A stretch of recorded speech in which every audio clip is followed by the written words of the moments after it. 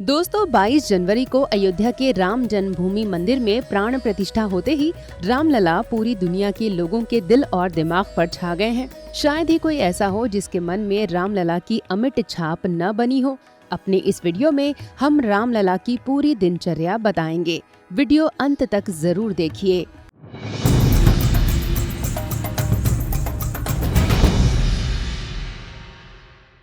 दोस्तों आपको बता दें कि रामलला की प्राण प्रतिष्ठा के बाद उनकी पूजा का विधान इस प्रकार निर्धारित किया गया है, जैसे राजा दशरथ के महल में 5 वर्ष के बालक राम रहते थे।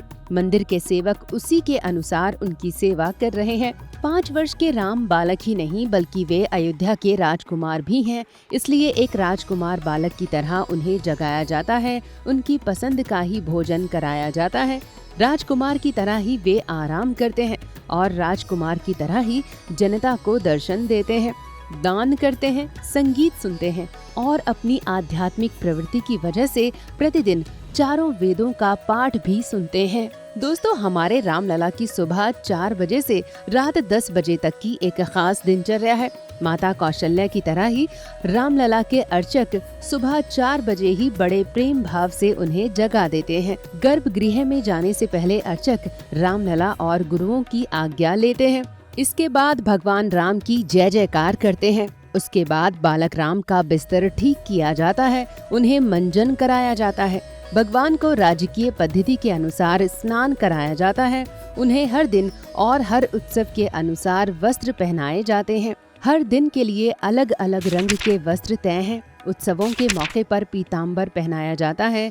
रामलला को मुकुट या पगड़ी पहनाई जाती है। ऐसा इसलिए क्योंकि वे राजकुमार हैं और खुले सिर किसी के सामने नहीं जाते।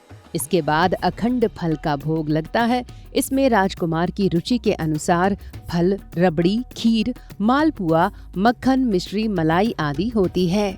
भगवान को खीर और मालपुआ बहुत पसंद है। उसके बाद मंगला आरती होती है।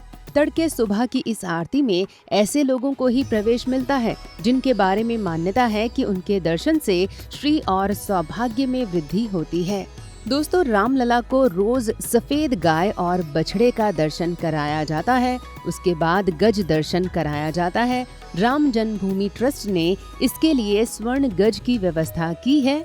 बालक राम अपने राजकुमार स्वभाव के अनुरूप प्रतिदिन दान भी करते हैं। बाल भोग, श्रृंगार आदि के बाद कुछ देर के लिए पट बंद होते हैं। 5 वर्ष की अवस्था में राजकुमार लगातार दर्शन नहीं दे सकते, इसलिए उन्हें सहज किया जाता है, भोग लगाया जाता है, वस्त्र ठीक किए जाते हैं। उसके बाद फिर दर्शन का क्रम चलता है। दोपहर से पहले राजभोग लगता है, इसकी पद्धति भी तय है। 12 बजे राजभोग आरती होती है। राजभोग के पद सुनाए जाते हैं, संगीत की सेवा होती है। इसके बाद भगवान फिर सबको दर्शन देते हैं। शाम 6:30 बजे संध्या आरती होती है। दोनों आरतियों के बीच भी एक बार ब्रेक लिया जाता है। दोस्तों रात करीब 8 से 8:30 बजे शयन आरती होती है। शयन आरती से पहले भोग लगाया जाता है। प्रभु को संगीत सुनाया जाता है।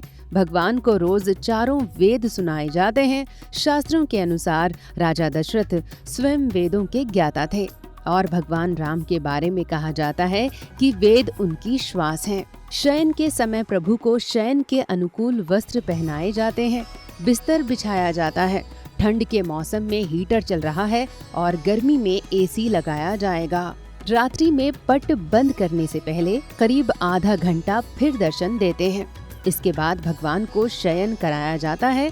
शयन के समय बाहर आते समय अर्चक द्वारपाल से बोलकर निकलते हैं कि भगवान को रात में कुछ जरूरत हो तो उनका ध्यान रखें। भगवान के पास पीने के लिए पानी रखा जाता है ताकि उन्हें रात में प्यास लगे तो वे पानी पी सकें। रामलला की देखभाल में इस बात का ध्यान रखा जाता है कि हर चीज में मर्यादा कायम रहे, क्योंकि भगवान राम मर्यादा पुरुषोत्तम हैं। दोस्तों ये केवल एक मूर्ति की पूजा और प्रतिष्ठा नहीं है, बल्कि उन गुणों की पूजा और प्रतिष्ठा है जिनके लिए युगों बाद भी राम याद किए जाते हैं। इन सब बातों को ध्यान में रखते हुए वेद, आगम और अन्य शास्त्रों के आधार पर रामलला की पूजा के लिए श्री रामोपासना नाम से एक संहिता बनाई गई है। रामलला की पूजन पद्धति में 5 पुजारियों के साथ 10 प्रशिक्षु अर्चक भी शामिल होंगे। दोस्तों, ये वीडियो आपको जरूर पसंद आया होगा। इसे लाइक और शेयर करें, हमारे चैनल को सब्सक्राइब करें। धन्यवाद।